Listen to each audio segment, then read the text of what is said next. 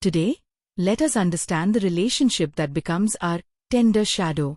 Hi friends, I am Dr. Rekha Kale, your success mindset mentor, and welcome to another episode of the Mind Material Within Us.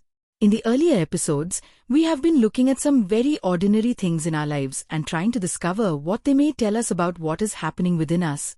We started with a burning wick and asked why exactly the same situation can create completely different reactions in different people. Then we looked at music and asked why our choice of songs can change according to our mood.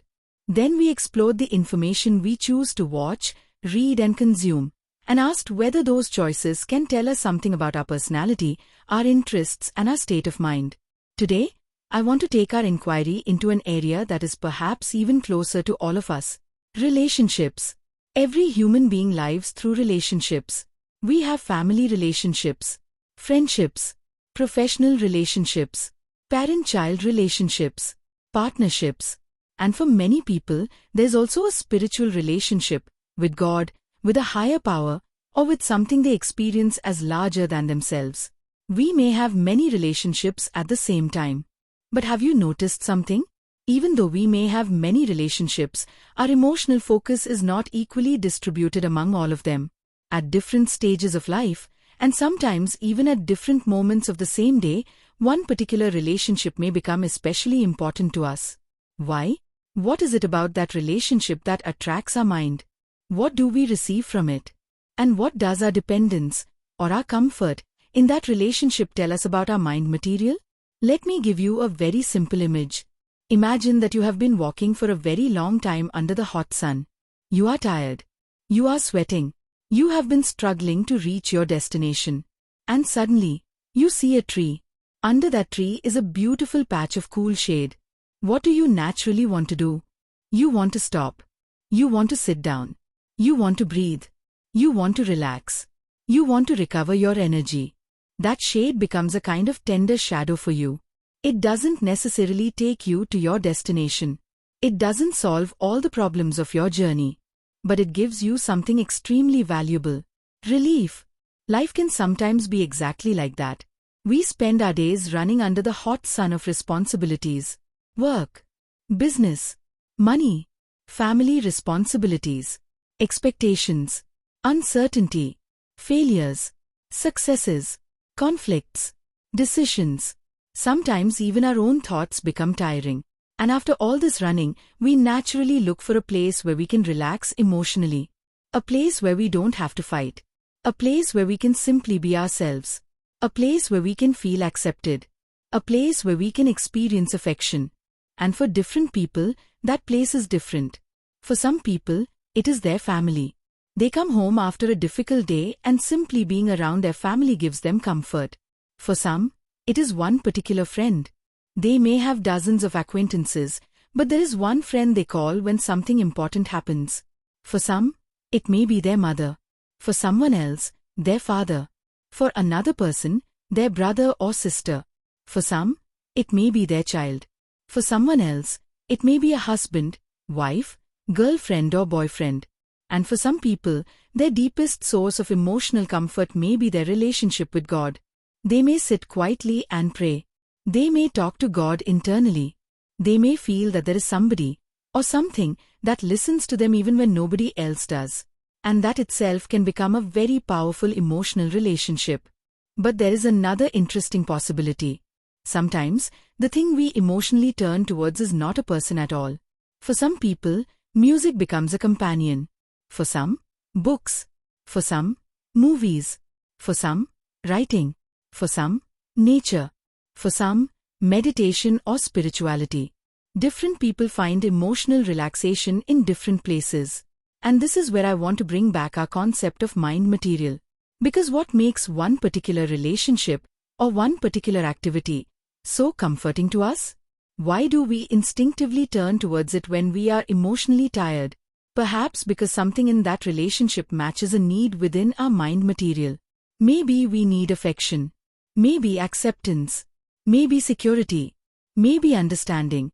Maybe appreciation. Maybe somebody to listen without judging. Maybe companionship. Maybe silence. Maybe spiritual reassurance.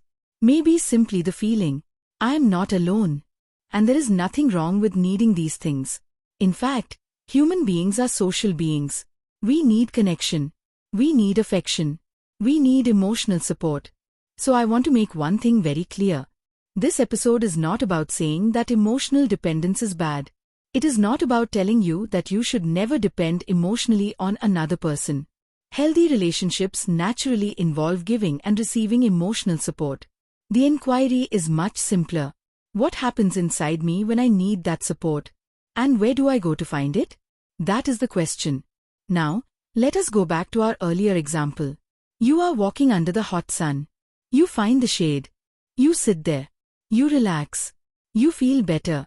But would you stay under the tree for the rest of your life? Probably not. The purpose of the shade is to give you relief so that you can continue your journey. And I think this is a beautiful metaphor for relationships. A relationship can become our tender shadow. It can give us warmth. It can give us affection. It can give us emotional rest. It can help us recover after difficult experiences. It can remind us that life is not only struggle. But the relationship should not necessarily become the place where we permanently stop living our own life. This distinction is extremely important. Because sometimes, the very thing that gives us comfort can gradually become something we cannot function without. And then there's a difference between, I love being with you, and, I cannot be okay without you. The first can be a beautiful expression of connection. The second may indicate that our emotional balance has become overly dependent upon another person. And that is something worth inquiring into, not judging, not condemning, but understanding. Ask yourself, if this person is unavailable for a while, what happens within me? Do I miss them? That is natural. Do I feel disappointed?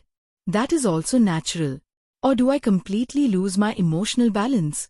Do I feel that I cannot handle anything without them? That is where the inquiry becomes interesting. Because perhaps the relationship is no longer simply a tender shadow. Perhaps we have started believing that the shadow is the only place where we can survive. And that can become limiting. So I want to suggest a small exercise. You don't have to tell anybody the answer. You don't have to reveal your relationship. You don't even have to write it down if you don't want to. Just sit quietly and ask yourself, when life becomes difficult, where does my mind naturally turn? Who do I want to call? Whose message am I waiting for? Whose presence makes me feel relaxed? Who makes me feel understood? Where do I feel emotionally safe? What do I seek when I am exhausted from the struggles of life? And remember, the answer need not necessarily be a person. It could be music. It could be books. It could be films. It could be prayer. It could be nature. It could be solitude. It could be something else entirely. Whatever your answer is, don't judge it. Just observe it. Because we are not trying to discover whether our mind material is good or bad. We are trying to discover how it works. And perhaps this is one of the most important purposes of self-inquiry.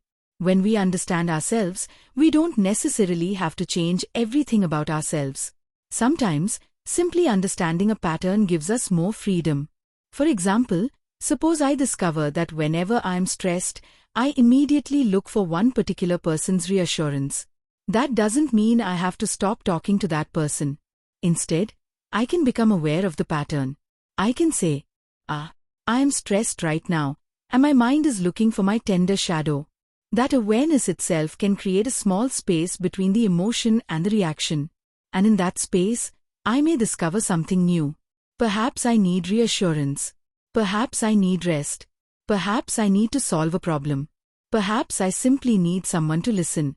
Or perhaps I need to learn how to give some of that emotional reassurance to myself. This is why understanding our mind material can become so powerful. It doesn't necessarily take our relationships away from us. It can help us experience them more consciously. And there is another beautiful aspect to this.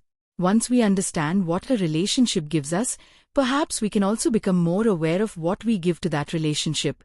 Am I only looking for my tender shadow? Or am I also becoming a tender shadow for somebody else? When another person comes to me after walking through the hot sun of their own life, do they find some shade? Do they find understanding? Do they find acceptance? Do they find a place where they can breathe? That question changes the entire perspective. Relationships are not only about Who makes me happy? They can also be about whom do I help feel safe, accepted and emotionally rested? And perhaps that is where a relationship becomes truly meaningful. So today's inquiry is very simple. Think about the relationships in your life. You don't have to compare them. You don't have to rank them. Just notice. Which relationship becomes your tender shadow? Where do you go when you are tired from the hot sun of life struggles? What is it that you receive there? Affection? Security? Understanding? Companionship? Acceptance? Spiritual comfort? And then ask one more question. Am I using this shadow to regain my strength? Or have I started believing that I cannot walk without it? There's a profound difference. The purpose of the shadow is not to stop the journey. It is to help us continue the journey. And perhaps that is what healthy relationships can do for us. They don't necessarily remove the challenges of life. They give us the emotional strength to face them. So, as we continue this journey into the mind material within us, let us remember, we are not here to judge ourselves. We are not here to judge others. We are not here to label relationships as right or wrong. We are simply becoming curious. We are observing. We are inquiring. Because perhaps the more we understand what makes us emotionally comfortable, the more we understand what our mind material is asking for. And perhaps that understanding can bring us closer to something we are all ultimately seeking: inner happiness. I am Dr. Rekha Kale, your success mindset mentor, and this was another small invitation to look within. Today, I invite you to discover your tender shadow.